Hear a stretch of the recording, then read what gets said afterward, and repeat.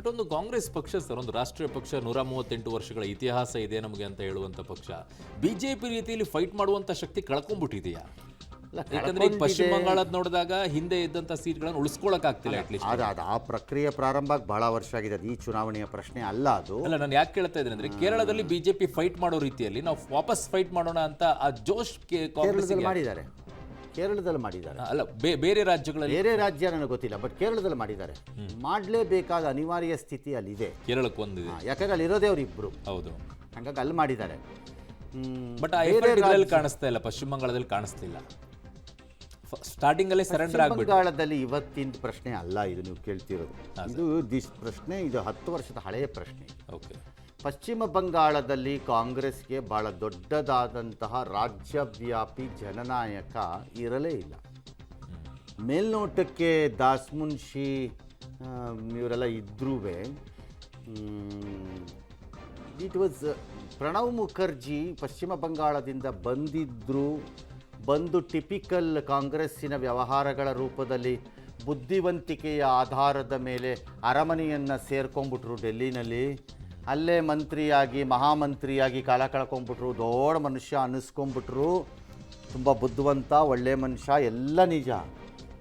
ಮತವನ್ನು ತರಬಹುದಾದ ರಾಜಕೀಯ ನೇತಾರನಾಗಿ ಆತ ಸೊನ್ನೆ.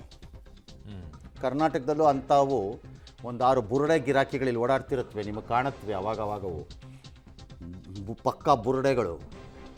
ಅಲ್ಲಿ ಅಂತಃಪುರದಲ್ಲಿ ಆಡಳಿತ ಮಾಡ್ಕೊಂಬಂದು ಇಲ್ಲೇನೋ ದೊಡ್ಡ ಲೀಡರ್ಗಳ ಥರ ಪೋಸ್ ಕೊಡ್ತಾರೆ. 8 ಕಾಲು ಓಟ್ ತರಕ್ಕೆ ತಾಕತ್ತಿಲ್ಲದೆ ಇದು ಗಿರಾಕಿಗಳಿವೆಲ್ಲ. ಸೊ ಪಶ್ಚಿಮ ಬಂಗಾಳದಲ್ಲೂ ಕಾಂಗ್ರೆಸ್ಗೆ ಇಂತಹ ಲೀಡರ್ಗಳು ಇರಲಿಲ್ಲ. ಸ್ವಾತಂತ್ರ್ಯ ನಂತರದಲ್ಲಿ ಜನತೆಗೆ ಅನಿವಾರ್ಯವಾದ ಪಕ್ಷ ಕಾಂಗ್ರೆಸ್ ಆಗಿದ್ದಾಗ ಅಲ್ಲಿ ಅವರು ಆಡಳಿತವನ್ನು ನಡೆಸಿದ್ರು ಒಂದಷ್ಟು ವರ್ಷಗಳ ಕಾಲ. ಸಿದ್ಧಾರ್ಥ ಶಂಕರ್ರೆ ಅವರು ಇವರು ಎಲ್ಲ ಸೇರಿಕೊಂಡ್ರು, ಒಂದಷ್ಟು ನಡೆಸಿದ್ರು. ಬೇಸಿಕಲಿ ಬಂಗಾಳಿಗಳು ಬುದ್ಧಿವಂತರು, ಹಾಗಾಗಿ ಅಲ್ಲಿ ಡೆಲ್ಲಿ ಸೇರಿಕೊಂಡ್ರು. ಡೆಲ್ಲಿಯಲ್ಲಿ ರಾಜ್ಯಸಭಾ ಮಾರ್ಗದಲ್ಲಿ ಒಂದಷ್ಟು ಜನ ಕಂಗೊಳಿಸ್ಬಿಟ್ರು, ಅಷ್ಟೇ, ದೊಡ್ಡ ಮನುಷ್ಯರಾಗಿ. ಆದರೆ ಕಾಂಗ್ರೆಸ್ಸಿಗೆ ಒಬ್ಬ ದೊಡ್ಡ ಲೀಡರಲ್ಲಿ ಹುಟ್ಟಲೇ ಇಲ್ಲ. ಪಶ್ಚಿಮ ಬಂಗಾಳದಲ್ಲಿ ಹುಟ್ಟಲೇ ಇಲ್ಲ. ಎಮರ್ಜ್ ಮಾಡುವಂಥ ಪ್ರಯತ್ನನೂ ಮಾಡಲಿಲ್ಲ. ಅದೇ ಮಮತಾ ಬ್ಯಾನರ್ಜಿ. ಅವಳನ್ನು ಆ ಹೆಣ್ಣು ಮಗಳನ್ನು ಕಾಂಗ್ರೆಸ್ಸಿನ ಆಂತರಿಕ ರಾಜಕಾರಣ ಇನ್ಕ್ಲೂಡಿಂಗ್ ಪ್ರಣವ್ ಮುಖರ್ಜಿ ತುಳಿದ್ರು. ಎಲ್ಲರೂ ತುಳಿದು ಅವಳನ್ನು ಹೇಳಕ್ಕೆ ಬಿಡಲಿಲ್ಲ ಮೇಲಕ್ಕೆ. ಅವಳನ್ನು ದೊಡ್ಡವಳಾಗ್ಬಿಡ್ತಾಳಲ್ಲಿ ಕಾಂಗ್ರೆಸ್ ಅಲ್ಲಿ ಒಂದದು. ಎರಡನೇದು, ಕಮ್ಯುನಿಸ್ಟರ ಜೊತೆ ಇದ್ದಿದ್ದ ಅಂಡರ್ ಹ್ಯಾಂಡ್ ಡೀಲಿಂಗು ಇಂದಿರಾ ಗಾಂಧಿದು ಅವತ್ತಿನ ದಿನದಲ್ಲಿ. ಅಂಡರ್ ಹ್ಯಾಂಡ್ ಡೀಲ್ ಅದು. ಆ ಡೀಲಿಂದಾಗಿ ಬಿಟ್ಕೊಟ್ಬಿಟ್ಟಿತ್ತು ಕಾಂಗ್ರೆಸ್ಸು. ಇದು ಬಂಗಾಳ ನೀವು ಇಟ್ಕೋ ಕಮ್ಯುನಿಸ್ಟು, ತ್ರಿಪುರಾ ನೀವು ಇಟ್ಕೊಳ್ಳಿ, ಇಲ್ಲಿ ತಮಿಳ್ನಾಡು ಇವ್ರು ಇಟ್ಕೊಳ್ಳಿ DMKನವರು. ಈ ಥರದ್ದು 4-5 ರಾಜ್ಯಗಳಿಗೆ ಡೀಲ್ ಮಾಡ್ಕೊಂಬಿಟ್ಟಿದ್ರು ಕಾಂಗ್ರೆಸ್ನವರು. ಲೋಕಸಭಾ ಬಂದಾಗ ನಾವು ಬರ್ತೀವಿ, ನೀವು ಬಂದಾಗ ನೀವು ಬನ್ನಿ, ಅಸೆಂಬ್ಲಿ ಬಂದಾಗ ಅಂತ. ಆದರೆ ಪಶ್ಚಿಮ ಬಂಗಾಳದಲ್ಲಿ ಯಾವಾಗ ಮಮತಾ ಬ್ಯಾನರ್ಜಿ ತುಳಿದ್ರು, ಆಕೆ ರೆಬೆಲ್ ಆಗಿ ಆಚೆ ಹೋದ್ಲು, ತನ್ನದೇ ಪಕ್ಷವನ್ನು ಮಾಡಿದ್ಲು. ಅವತ್ತೇ ಕಾಂಗ್ರೆಸ್ ಕತೆ ಆಗೋಯ್ತದು. ಅವತ್ತಿಗೆ ಮುಗಿದೋಯ್ತದು ಕಾಂಗ್ರೆಸ್ ಕತೆ. ಸಿಮಿಲರ್ಲಿ ಸೋನಿಯಾ ಗಾಂಧಿನ ವಿರೋಧ ಮಾಡಿ ಶರದ್ ಪವಾರ್ ಆಚೆ ಬಂದಾಗ ಆಗಿದ್ದ ನಷ್ಟ ಮಹಾರಾಷ್ಟ್ರಲ್ಲಿ ಈಗಲೂ ಇನ್ನು ಮುಂದೆ ಕಾಂಗ್ರೆಸ್ ಎಂದೆಂದಿಗೂ, ಕಾಂಗ್ರೆಸ್ಸಿನ ಇವತ್ತಿನ ಪರಿಸ್ಥಿತಿ ಅದೇ. ಬೇಗ ಮುಗಿಸೋಣ, ಇದು ಕಾಂಗ್ರೆಸ್ಸಿನ ದಿನ ಅಲ್ಲ. I am sorry, we should not be talking about A party which is not worth talking. ಅಲ್ಲ, ನಮ್ಮ ರಾಜ್ಯದಲ್ಲಿ ಇದೆ ಅಲ್ವಾ? ನಮ್ಮ ರಾಜ್ಯದಲ್ಲಿ ಇದ್ಬಿಟ್ಟು ನಮ್ಮ ರಾಜ್ಯಕ್ಕೆ ಬಂದಾಗ ಮಾತಾಡೋಣ. ಬೇರೆ ರಾಜ್ಯಗಳಲ್ಲಿ ಪರಿಸ್ಥಿತಿ, ನಮ್ಮ ರಾಜ್ಯ ಬೇರೆ ರಾಜ್ಯದಲ್ಲಿ ಪರಿಸ್ಥಿತಿ ಇಲ್ಲ. ಕಾಂಗ್ರೆಸ್ ಇನ್ನೊಂದು ಸ್ವಲ್ಪ ವರ್ಷಗಳಲ್ಲಿ ಉಳ್ಕೊಂಡ್ಬಿಟ್ರೆ ನನ್ನ ಪ್ರಕಾರದ ಮಹಾ ಅಚ್ಚರಿ. ಉಳ್ಕೊಂಡ್ರೆ ಉತ್ತರ ಪ್ರದೇಶದಲ್ಲಿ ತಾನು ಇನ್ನೆಂದೆಂದಿಗೂ ಬೆಳೆಯುವ ಪರಿಸ್ಥಿತಿ, ಬೆಳೆಯದೇ ಇರೋ ಪರಿಸ್ಥಿತಿ ಹೊಟ್ಟೋಗಿದೆ. ಭಿಕ್ಷುಕ ಸ್ಥಾನಕ್ಕೆ ಹೋಗಿದೆ ಅಖಿಲೇಶ್ ಯಾದವ್ ಮುಂದೆ.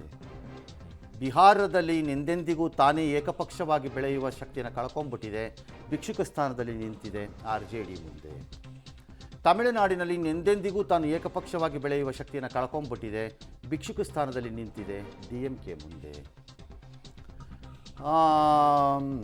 ಪಶ್ಚಿಮ ಬಂಗಾಳದಲ್ಲಿ ಎಂದೆಂದಿಗೂ ತಾನು ಗೆಲ್ಲುವ ಸ್ಥಿತಿಯನ್ನು ಕಳ್ಕೊಂಡಾಗಿದೆ. ಭಿಕ್ಷುಕ ಸ್ಥಾನದಲ್ಲಿ ನಿಂತಿದೆ. ಇವತ್ತು ಆ ಸ್ಥಾನವೂ ಇಲ್ಲ ಮಮತಾ ಬ್ಯಾನರ್ಜಿಯ ಮುಂದೆ. ಈ ಬಾರಿ ಈ ಸರಿ ಅವಳು ಸೇರಿಸ್ಕೊಳ್ಳೇ ಇಲ್ಲ. ಅವಮ್ಮ ನನಗೆ ಬ್ಯಾಡ್. ಮಹಾರಾಷ್ಟ್ರದಲ್ಲಿ ಎಂದೆಂದಿಗೂ ನಿಲ್ಲಕ್ಕೆ ಸಾಧ್ಯ ಇಲ್ಲ ಏಕಪಕ್ಷೀಯವಾಗಿ. ಯಾಕಂದರೆ ಅದು ಈಗಾಗಲೇ ಇವತ್ತಿನ ಮಟ್ಟಿಗೆ ಶಿವಸೇನೆ ಮತ್ತು NCP ಮುಂದೆ ನಡುಬಗ್ಗಿ ನಿಂತಿದೆ. ಇನ್ನು ನಿಮಗೆ ಉಳ್ಕೊಂಡಿರೋದು ಆಂಧ್ರ ಪ್ರದೇಶದಲ್ಲಿ ಅದಕ್ಕೆ ಶಕ್ತಿ ಇಲ್ಲ. ಅಲ್ಲಿ ಜಗನ್ ರೆಡ್ಡಿಯ ಆರ್ಭಟ. ಸೊ ತೆಲಂಗಾಣ ಬಿಟ್ಬಿಡಿ, ಅದು ಲೆಕ್ಕ ಇಲ್ಲ. ಒರಿಸ್ಸಾನಲ್ಲಿ ಅವ್ರಿಗೆ ಎದ್ದೇಳಕ್ಕೆ ಆಗಿಲ್ಲ ಇನ್ನೂ Yes. ಅವ್ರ ಕೈಲಿ ಹೇಳೋಕ್ಕೆ ಆಗಿಲ್ಲ ಒರಿಸ್ಸಾನಲ್ಲಿ. ನಾರ್ತ್ ಈಸ್ಟನ್ ಬಿಟ್ಟೇ ಬಿಡೋಣ, ಕೈ ಕೆಳಗೆ ಬಿಟ್ಬಿಡೋಣ, ನಾರ್ತ್ ಈಸ್ಟನ್ ಲೆಕ್ಕ ತೊಗೊಳೋದು ಬೇಡ. ಪಂಜಾಬಲ್ಲಿ ಇತ್ತು ಕಳ್ಕೊಂಡಿದ್ದಾರೆ, ಆಪು ಒಂದಿನ ಬರಬಹುದು. ಹರಿಯಾಣನಲ್ಲಿ ಬಿ ಜೆ ಪಿಯವರೇ ಇತ್ತು ಒಂದು. ಹೌದು. ಸೊ ಮಧ್ಯಪ್ರದೇಶ ರಾಜಸ್ಥಾನದಲ್ಲಿ ಮಾತ್ರ ಆಲ್ಟರ್ನೇಟ್ ಪಕ್ಷವಾಗಿ ನಿಂತ್ಕೊಂಡಿದ್ದಾರೆ. ತೆಲಂಗಾಣ ಮತ್ತು ಕರ್ನಾಟಕದಲ್ಲಿ ಆಲ್ಟರ್ನೇಟ್ ಪಕ್ಷವಾಗಿದ್ದಾರೆ. ಕೇರಳದ್ದು ಒಂದಿದೆ. ಕೇರಳದ್ದು ಒಂದಿದೆ. ಇದೆಲ್ಲ ಸೇರಿದ್ರೆ 150 ಸೀಟ್. 150 ಸೀಟಲ್ಲಿ ಅವ್ರಿಗೆ ಬರಬಹುದಾದ್ದು 100 ಸೀಟು, 80 ಸೀಟು, 75 ಸೀಟು. ಸೊ 80 ಸೀಟ್ಗಳ ಪಕ್ಷವಾಗಿ 50 ನಿಧಾನಕ್ಕೆ ಅದು 50ಕ್ಕೂ ಬರ್ಬೋದು, 40ಕ್ಕೂ ಬರ್ಬೋದು. ಕಾಂಗ್ರೆಸ್ಸು ಇಲ್ಲ ವ್ಯಾನಿಷ್ ಆಗತ್ತೆ, ಇಲ್ಲ ಅಲ್ಲೇ ಎಲ್ಲೋ ಉಳ್ಕೊಬೋದು. ಅಷ್ಟೇ ಸೀಮಿತವಾಗಿರುತ್ತೆ. ಏಕಪಕ್ಷವಾಗಿ ಕಾಂಗ್ರೆಸ್ ಅಧಿಕಾರವನ್ನು ಹಿಡಿಯುವ ಕನಸನ್ನು ಬಿಟ್ಟುಬಿಡಬೇಕು.